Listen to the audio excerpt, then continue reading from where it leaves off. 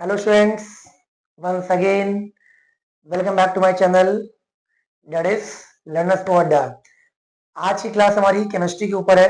Last video हमारी थी bio के ऊपर, जिसमें बायो के कुछ सबसे ज्यादा मोस्ट इम्पोर्टेंट टॉपिक को हमने यहाँ पे बताया था, जो आपके एग्जाम पॉइंट ऑफ व्यू से काफी इम्पोर्टेंट है।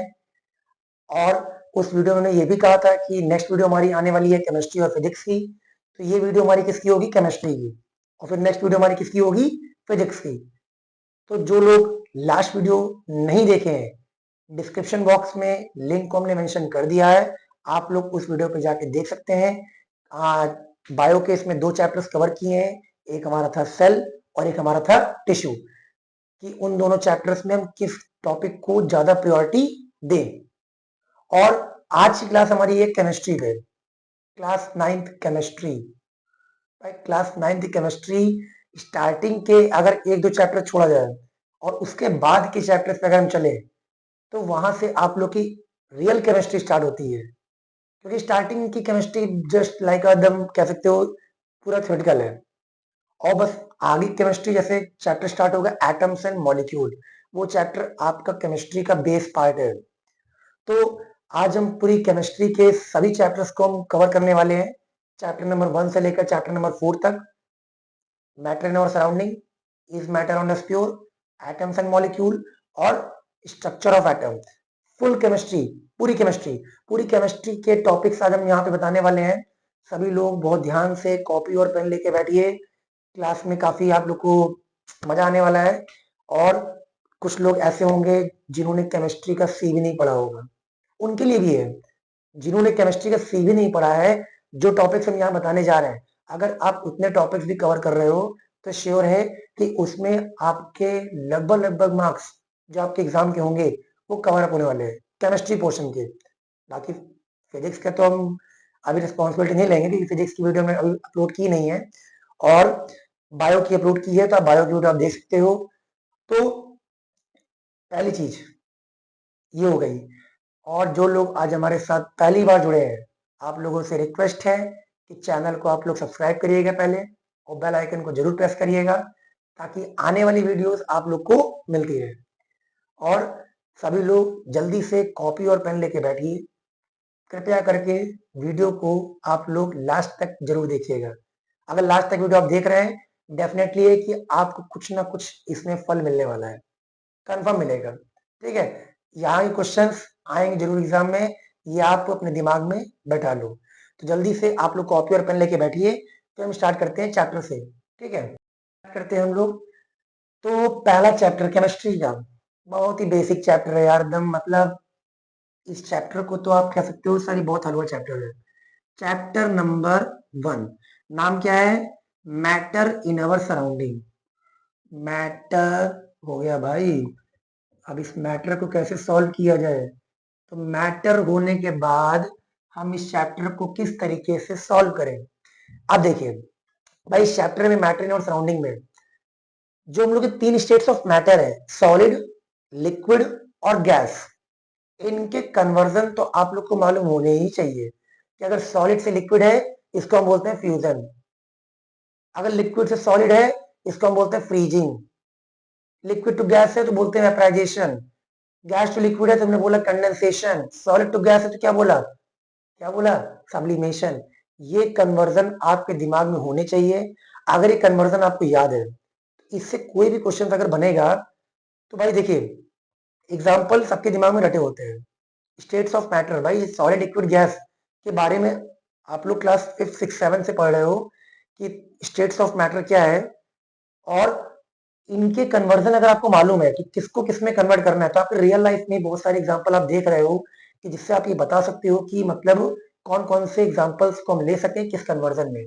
तो इसमें आप बोल सकते हो conversion, conversion of solid, liquid और गैस। देखिएगा, समझिएगा इस चीज को। हमने यहाँ पे कन्वर्जन लिखा है, तो इस कन्वर्जन के अंदर बहुत सारी चीजें आएंगी, जैसे कि हम यहाँ एग्जाम्पल बता दे रहे हैं। मान लो ये सॉलिड है, ये लिक्विड है और ये गैस है। सॉलिड से लिक्विड, लिक्विड से ये लिक्विड से गैस, गैस टू लिक्विड। भाई सॉलिड से लिक्विड को हम क्या बोलेंगे? फ्यूजन। ठीक, मेल्टिंग ही बोलते हैं, नाम बहुत सारे हैं। लिक्विड टू सॉलिड क्या बोलेंगे? फ्रीजिंग। फ्रीजिंग बोलते हैं, और क्या बोलते हैं? सॉलिडिफिकेशन बोलते हैं। लिक्विड टू गैस के लिए आप क्या बोलोगे? क्या बोलोगे? क्या बोलोगे? वेपराइजेशन। वेपराइजेशन, इवापोरेशन, बहुत सारी चीजें होंगी। ठीक है, और इसमें आप बोलोगे कंडेंसेशन। पूरा नहीं लिखा है। फिर सॉलिड टू गैस आप बोल देना क्या? सब्लिमेशन। सब्लिमेशन। और गैस टू सॉलिड क्या बोल देना आप लोग? डिपोजिशन। मींस इसी के अंदर ही आपके टॉपिक्स कवर हो जाएंगे। अगर ये कन्वर्जन आपको मालूम है तो आप इसमें एग्जांपल लेके आप इसको समझा लीजिएगा। मान लीजिए सब्लिमेशन है, भाई सब्लिमेशन का फिगर आप ड्रॉ करोगे। क्या होता है सब्लिमेशन का प्रोसेस? बहुत इंपॉर्टेंट। ठीक है, सब्लिमेशन का प्रोसेस है क्या, तो इस पे आप जरा फोकस करिएगा। इसके बाद इसमें टॉपिक है लेटेंट हीट। लेटेंट हीट, इसी लेटेंट हीट के अंदर क्या क्या आएगा? लेटेंट हीट ऑफ फ्यूजन और लेटेंट हीट ऑफ वेपराइजेशन। क्या बोला हमने? लेटेंट हीट ऑफ फ्यूजन और लेटेंट हीट ऑफ वेपराइजेशन। ये आपको मालूम होना चाहिए। भाई देखिए, फ्यूजन का मतलब वही है कि the amount of heat required to convert unit mass of solid to liquid, उसे आप क्या बोलोगे? Latent heat of fusion. और लिक्विड टू गैस से कन्वर्जन आएगा तो उसे आप क्या बोल दोगे? Latent heat of vaporisation. ठीक है, फिर इसमें आप एक चीज पढ़िएगा, difference between evaporation and boiling. Evaporation और बॉइलिंग में डिफरेंस क्या है? इवापोरेशन एंड बॉइलिंग में डिफरेंस क्या है? देखिए, मोस्टली क्वेश्चन 99% केस में आपके क्वेश्चन बनेंगे इसी कन्वर्जन से। अगर ये कन्वर्जन आपको मालूम है ना यार, तो आप देखे होंगे कि जितने भी क्वेश्चंस एनसीईआरटी के दिए हैं, जितने भी क्वेश्चंस दिए हैं, सभी में मोस्टली क्वेश्चंस चाहे वो एमसीक्यू बेस्ड हो, भाई एमसीक्यू भी क्वेश्चन बनेंगे तो अभी मान के चलो किसी कन्वर्जन से बनेंगे कंफर्म। और इसमें टॉपिक हमारा हो जाएगा क्या? Diffusion osmosis. ये तो आपका किस में आया था? बायोलॉजी में भी आया था। कल हमने बताया था इस वीडियो को, लास्ट वीडियो में इसने हाँ डिस्कस किया था हम लोगों ने कि भाई डिफ्यूजन और ऑस्मोसिस छोड़ के मत जाइएगा। अगर आप बायो में छोड़ोगे तो केमिस्ट्री में आ जाएगा, अगर आप केमिस्ट्री में छोड़ोगे तो बायो में आ जाएगा।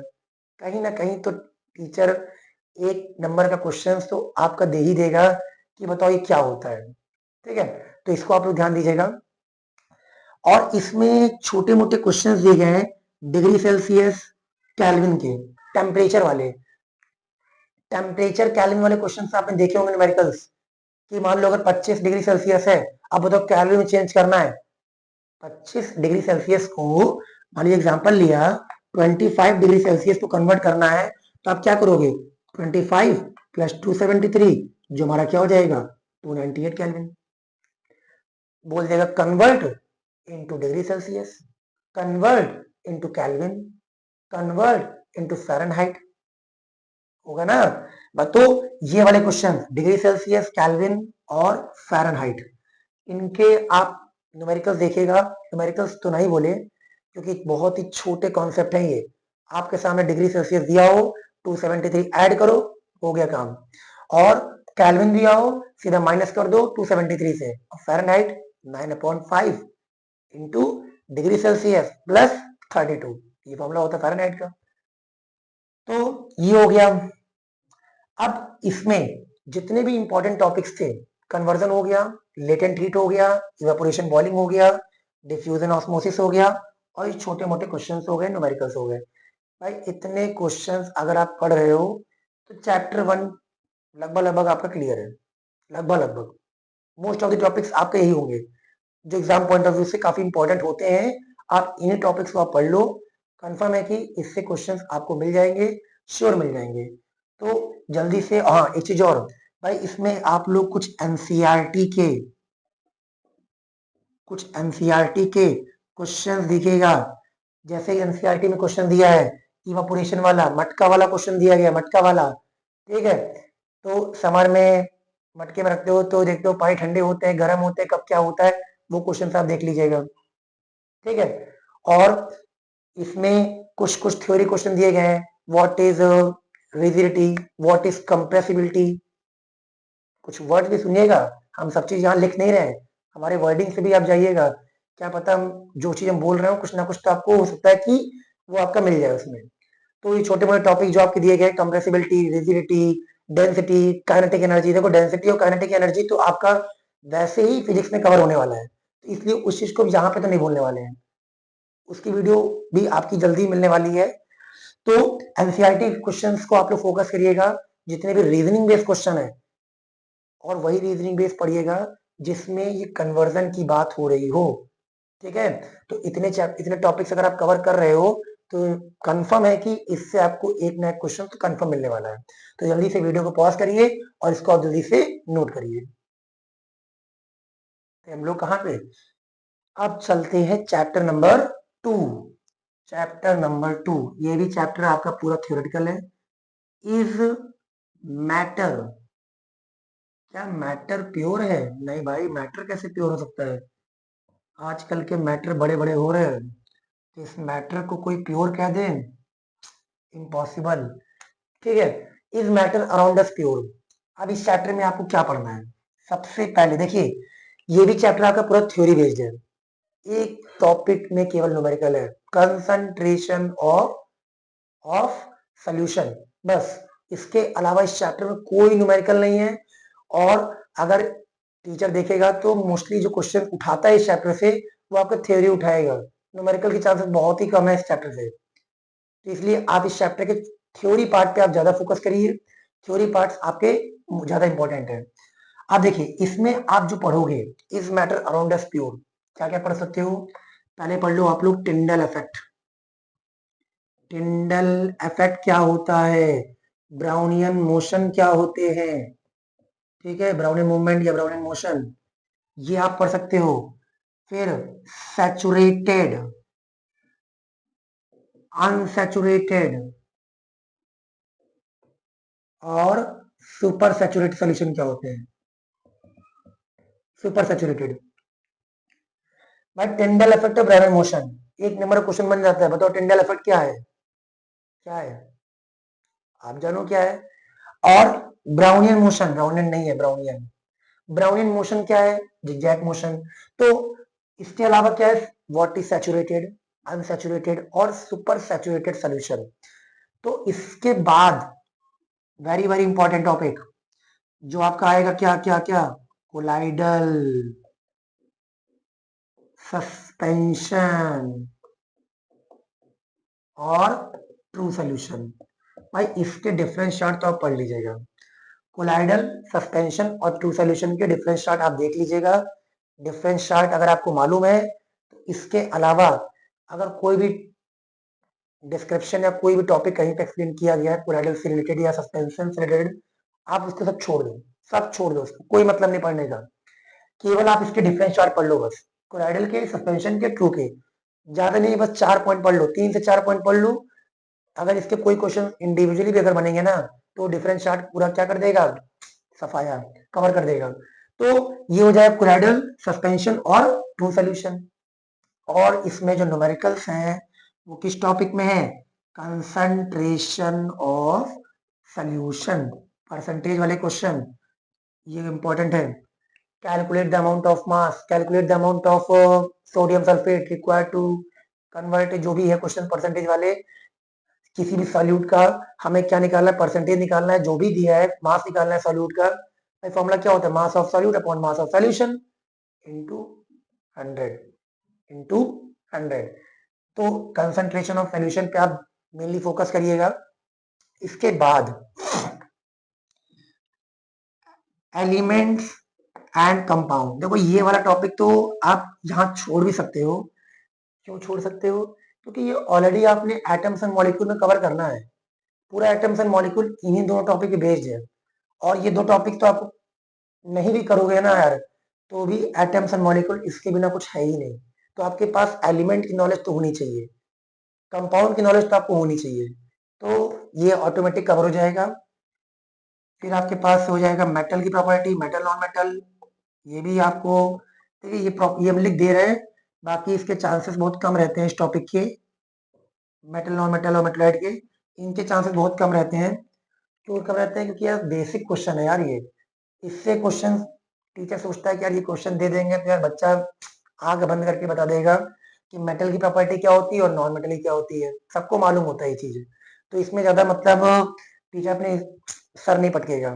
टीचर सर पटकेगा तो किसमें पटकेगा, ऊपर के टॉपिक में, जहाँ पे आपको घुमा सकेगा कि टिंडल इफेक्ट क्या है। एक बार होता है कोगुलेशन, एक बार क्या होता है कोगुलेशन, इसी में आएगा टिंडल इफेक्ट, ब्राउन मोशन और कोगुलेशन। तो इस पे आप लोग मेन फोकस करिएगा, ठीक है। तो भाई देखिए, इस वैसे भी आपके सिलेबस में इस चैप्टर से separation of component of mixture वैसे ही पूरा डिलीट हो गया है। वो वाला पार्ट वैसे ही क्या है, सेपरेट है, मतलब हटा दिया गया है।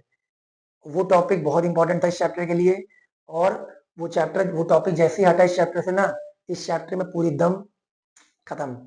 तो इसीलिए ज्यादा आपको इसमें मेहनत नहीं करनी है, आपको इन टॉपिक्स पे ज्यादा फोकस करना है। ये टॉपिक्स आप पढ़िए केवल, और डेफिनेटली है कि इसमें आपका बेड़ा पार हो जाएगा। और इसमें आप एक चीज और देख सकते हैं, क्योंकि हम देख लेते हैं कुछ टॉपिक्स छूट तो नहीं रहे यहाँ पे। टॉपिक तो मेरे अब इसमें लगभग आपके सारे टॉपिक कवर हो गए हैं भाई। देखिए होमोजीनियस हेट्रोजीनियस ये आपको तो मालूम है, तो इसमें आपको ज्यादा नहीं मेहनत करनी है होमोजीनियस हेट्रोजीनियस में। हाँ, जैसे क्वेश्चंस आपके बन सकते हैं कहाँ से, कि फिजिकल चेंज और केमिकल चेंज से। आपसे क्वेश्चन बोल देगा फिजिकल और केमिकल चेंज, भाई देखो इससे एमसीक्यू बनेंगे, इससे एमसीक्यू बनेंगे। आपसे पूछ लेगा which of the following is pure substance, चार ऑप्शन दे दिए गए, पहचानो।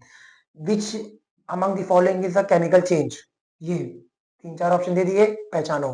फिर आपसे पूछ लिया गया अब बताओ इसमें से कौन एलिमेंट है, इसमें से कौन कंपाउंड है, इसमें से कौन मिक्सचर है। यही तो क्वेश्चन आएंगे। एक भाई देखो, एमसीक्यू ऐसे ही पूछेंगे चैप्टर से, एमसीक्यू में और कुछ नहीं आएगा यहाँ से। एमसीक्यू में आपसे यही आएगा कि बताओ कौन प्योर है, कौन इसमें एलिमेंट है, कौन इसमें कंपाउंड है, कौन इसमें मिक्सचर है, कौन इसमें फिजिकल चेंज है, कौन इसमें केमिकल चेंज है। ये एमसीक्यू आपके आएंगे जरूर, ठीक है। तो जल्दी से वीडियो को पॉज करिए, इसको आप नोट करिए, फिर हम चलते हैं चैप्टर नंबर 3 पे। हम लोग कहाँ पे, चैप्टर नंबर 3 पे। बहुत ही ज्यादा इंपॉर्टेंट चैप्टर पूरी केमिस्ट्री का, एटम एंड मॉलिक्यूल्स। ये नहीं पढ़ा तो कुछ नहीं पढ़ा। जिसको इस चैप्टर की नॉलेज नहीं है वो केमिस्ट्री में, बोलना तो नहीं चाहिए लेकिन बहुत ही डाउनफॉल में है। तो इसीलिए इस चैप्टर पे आप ज्यादा फोकस करिएगा, एटम्स एंड मॉलिक्यूल पे आप फोकस करिए। एक एटम्स एंड मॉलिक्यूल और एक स्ट्रक्चर ऑफ एटम, सबसे ज्यादा मार्क्स का चैप्टर हमारा एटम्स एंड मॉलिक्यूल और स्ट्रक्चर ऑफ एटम ही होगा पूरे ओवरऑल केमिस्ट्री में। तो अब इससे क्वेश्चंस क्या बनेंगे भाई, देखो लॉ, ये तो आने ही आने भाई, law of conservation, law of conservation of mass, एक ये लॉ है, और एक दूसरा लॉ कौन सा है, law of constant proportion, law of constant proportion. इसी को हम लोग बोलते हैं क्या, लॉ ऑफ डेफिनेट प्रपोर्शन। भाई शायद ही कभी हुआ होगा कि इन दोनों में से कोई लॉ कभी पूछा गया ना हो, कभी ऐसा हुआ होगा शायद कभी, बहुत खराब किस्मत अगर होगी आप लोग की तो शायद नहीं आएगा। और अगर देखा जाए तो 100 में से 99 बार इनसे क्वेश्चंस आपके बने हैं। ये बताओ ये law of conservation of mass क्या है, इसको आप बताओ with the help of example. Law of constant proportion क्या है, इसको आप एक्सप्लेन करो with the help of example. ठीक है, बहुत ज्यादा इंपॉर्टेंट। और तीसरा वेरी वेरी इंपॉर्टेंट है डेल्टन्स की थ्योरी। बहुत ही अच्छे आदमी थे यार, इनसे अच्छा आदमी कोई था ही नहीं।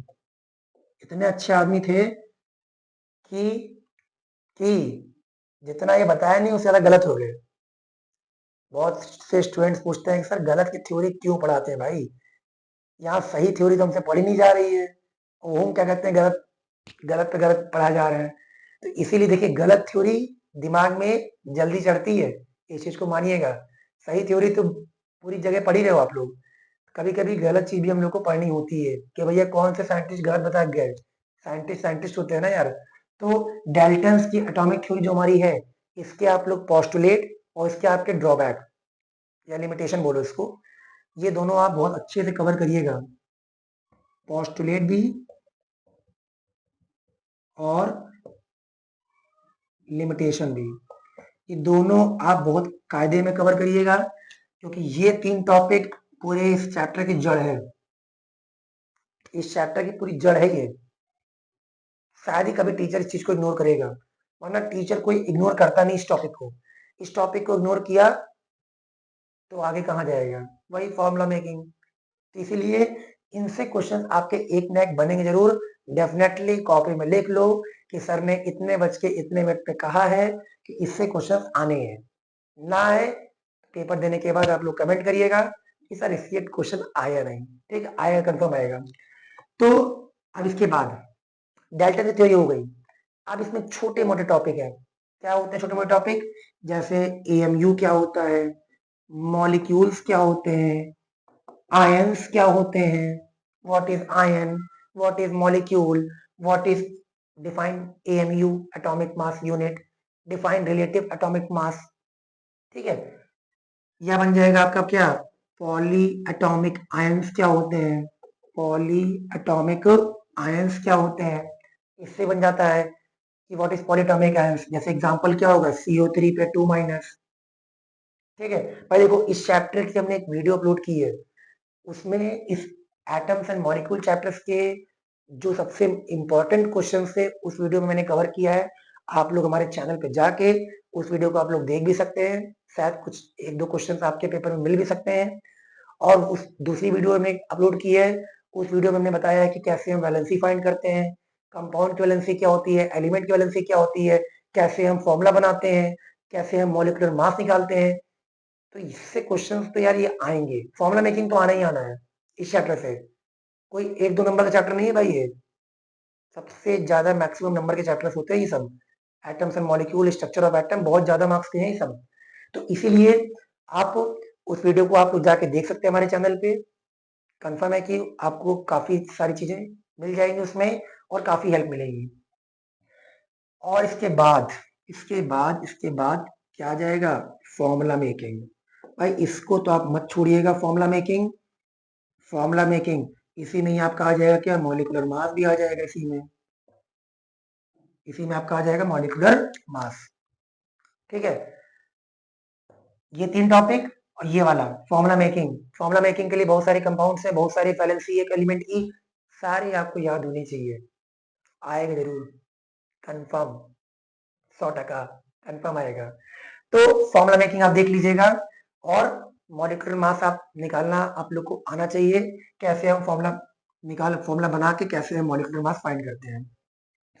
इसके बाद क्या छूटा, क्या छूटा भाई, छूटा कुछ नहीं। आप थोड़ा बहुत देखिए, छोटे मोटे क्वेश्चन देखिए, जितने लॉन्ग क्वेश्चन जहां से बनने थे वो इतने में ही बन जाएंगे। जितने भी आपके 2 नंबर 3 नंबर वाले क्वेश्चन बनने हैं वो इतने से बन जाएंगे। और रही बात 1 नंबर की, तो 1 नंबर में तो यार छोटे मोटे क्वेश्चन तो टीचर दिमाग लगाएगा ही लगाएगा। हमारे जैसा अगर टीचर हुआ तो क्वेश्चंस आपको डायरेक्टली तो पूछेगा नहीं 1 मार्क्स में, वो तो कुछ घुमा के ही पूछेगा कि आप लोग को थोड़ा दिमाग घुमाना पड़े। ऐसा थोड़ी ना कि आपको बस पका पकाया मिल जाए, बस तुरंत ही उठ लो तुरंत ही खा लो, ऐसा नहीं होगा। अगर हमारा जैसा टीचर हुआ तो कंफर्म है कि वो टीचर वो क्वेश्चंस कुछ ना कुछ आपको घुमा के ही देगा। तो आप इसमें छोटे मोटे टॉपिक जैसे पढ़ लीजिएगा कि ये ट्राई एटॉमिक, डाई एटॉमिक, टेट्राएटॉमिक, पेंटाएटॉमिक के एग्जाम्पल, ये सब मॉलिक्यूल्स क्या होते हैं। ठीक है, इसके आप एग्जाम्पल देख लीजिएगा, what is diatomic molecule, tetratomic molecule, triatomic molecule, ये सब इसके एग्जांपल, एक ही दो दो एग्जांपल आपको मालूम होने चाहिए। इनसे आपके क्वेश्चंस कवर होंगे। और एट लास्ट एनसीईआरटी, एनसीईआरटी में बहुत अच्छे अच्छे क्वेश्चन दिए हैं, खासकर जितने भी आपके फॉर्मूला मेकिंग दिए गए हैं, जैसे कि बताओ नाइट्रिक एसिड फॉर्मूला क्या है, बेकिंग पाउडर का फॉर्मूला क्या है, क्विकलैंड का फॉर्मूला क्या है, हाइड्रोजन ब्रोमाइड का फॉर्मूला क्या है। कुछ नाम आपको सुन के लग रहा होगा ये क्या है यार, लेकिन आप अपनी बुक के एनसीईआरटी वाले बुक में जाइएगा, एनसीईआरटी में आप देखिएगा इस तरह के क्वेश्चंस आपको दिए गए हैं। जितने एनसीईआरटी में दिए हैं फॉर्मूला जो आपके 20 से बाहर के हैं, उनको आप याद कर लीजिएगा, वो आपके पेपर में आ सकते हैं। तो इतने टॉपिक सफिशिएंट हैं इस चैप्टर को कवर करने के लिए। देखिए मोल कॉन्सेप्ट में आप दिमाग मत लगाइएगा, मोल कॉन्सेप्ट वैसे भी सीबीएसई ने क्या कर दिया है, डिलीट। तो मोल कॉन्सेप्ट से क्वेश्चंस नहीं बनने हैं, मोल कॉन्सेप्ट आपकी बुक में दिए होंगे, बट मोल कॉन्सेप्ट पे आप ज्यादा फोकस मत करिएगा, ठीक है। तो जल्दी से वीडियो को पॉज करिए और इसको जल्दी से इसको नोट करिए। हम लोग लास्ट चैप्टर केमिस्ट्री का, हमारा लास्ट चैप्टर क्या है भाई, chapter number 4, structure of atom, structure of atom. अब इस चैप्टर से तो यार क्या बताया जाए, बहुत ही अच्छा चैप्टर ये भी है। कह दो सर केमिस्ट्री के हर एक चैप्टर तो अच्छे हैं, खराब कौन से हैं। तो केमिस्ट्री बहुत, अगर आप पढ़ोगे मन लगा के ना, तो केमिस्ट्री में वैसे भी आपको मजा आने वाला है। केमिस्ट्री कोई बहुत डिफिकल्ट सब्जेक्ट नहीं है, आप लोग अपने साइड से उसको डिफिकल्ट बना देते हो। कुछ लोग को इंटरेस्ट होता है केमिस्ट्री में बहुत ज्यादा, जैसे कि मुझको, कुछ लोग को इंटरेस्ट होता है बायोलॉजी में, जो कि मुझे इंटरेस्ट बहुत कम है। और रही बात फिजिक्स की, तो फिजिक्स में इंटरेस्ट वही है। तो सभी का इंटरेस्ट होता है कहीं ना कहीं। और 3 चैप्टर्स आपके कवर हो गए हैं। लगा होगा आपको कि हाँ सर ने कुछ इंपॉर्टेंट चीज बताई है। तो पहले तो इस वीडियो को यार शेयर तो आप लोग कर ही दीजिएगा, क्योंकि लास्ट में अगर बोलते हैं ना यार कि वीडियो शेयर कर दो, चैनल को सब्सक्राइब कर दो, तो जहाँ टॉपिक खत्म हुआ तुम लोगों का काम हो गया। जहाँ मेरा काम हुआ, जहाँ आपका काम हुआ, देखा कि हाँ सर ने बता दिया। अब आगे की सर की बकवास कौन सुने। इस चैनल को सब्सक्राइब करो, वीडियो को शेयर करो, लाइक करो। तो ये चीज आप लोग बिल्कुल इग्नोर करके निकल जाते हो।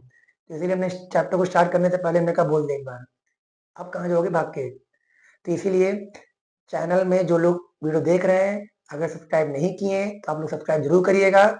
और लाइक तो बनता है, अगर आपको लगता है कि टॉपिक आपके काम के हैं, तो वीडियो को आप लोग लाइक करिएगा और जितना हो सके इस वीडियो को शेयर जरूर करिएगा, ठीक है।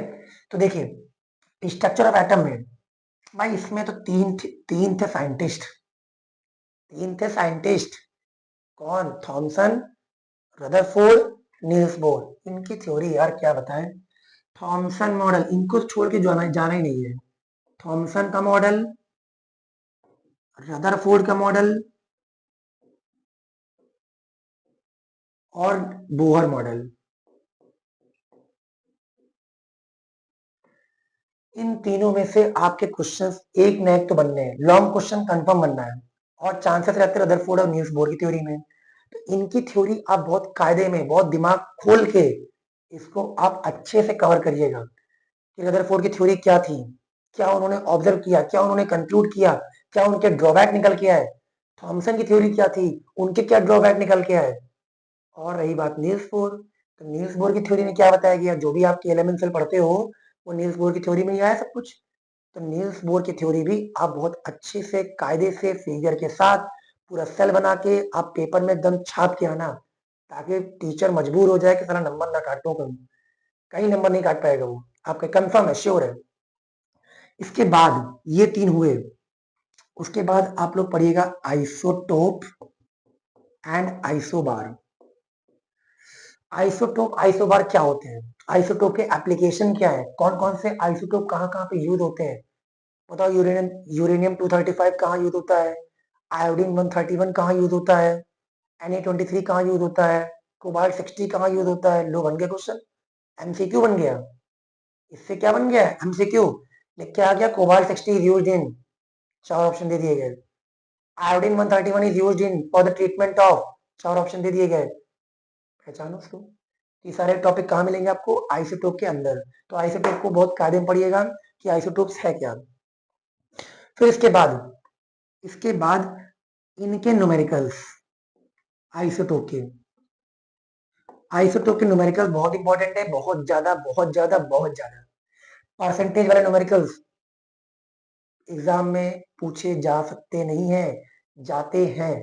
बहुत ज्यादा क्वेश्चन बनते हैं आइसोटोप से कि आपको 2% दे दिए गए, सॉरी आपको मार्क्स दे दिए गए, रिलेटिव एटॉमिक मास दे दिया गया और बोला गया परसेंटेज कंपोजिशन निकालो, एक को 100 मानो, एक को 100 माइनस एक्स मानो। उससे आप लोग क्या करोगे, आइसोटोप के न्यूमेरिकल को आप सॉल्व करोगे, ठीक है। तो ये हो गया क्या, आइसोटोप्स के न्यूमेरिकल। इसके बाद आपके जो क्वेश्चन बनते हैं छोटे मोटे क्वेश्चन वो बनेंगे आपके कहाँ से, वैलेंस सेल, वैलेंस इलेक्ट्रॉन, इनसे क्वेश्चन, इलेक्ट्रॉनिक कॉन्फ़िगरेशन, या आपसे पूछ लेगा कि बताओ इसमें नंबर ऑफ प्रोटॉन कितने हैं, नंबर ऑफ इलेक्ट्रॉन कितने हैं, नंबर ऑफ न्यूट्रॉन कितने हैं। कोई भी फॉर्मूला दे दिया गया, मान लो सोडियम है, एटॉमिक नंबर 11, मास नंबर 23, बताओ इसमें कितने इलेक्ट्रॉन है, कितने प्रोटॉन है, कितने न्यूट्रॉन है, बन गया क्वेश्चन आपका। या बोल देगा कि right the electronic configuration of sodium, sodium का इलेक्ट्रॉनिक कॉन्फ़िगरेशन लिखो, तो आप लिखोगे 2 8 1। भाई देखो इस चीज को हमने पूरा एक्सप्लेन किया है, आप लोग हमारी वीडियो में जाके इसको आप लोग देख भी सकते हैं। अगर आपको इलेक्ट्रॉनिक कॉन्फ़िगरेशन करना नहीं आता है तो आप लोग हमारी लास्ट वीडियो जो हमारी चैनल पर पड़ी हुई है आप जाके देख सकते हैं। अगर वैलेंसी फाइंड करना नहीं आता है तो भी आप देख सकते हैं।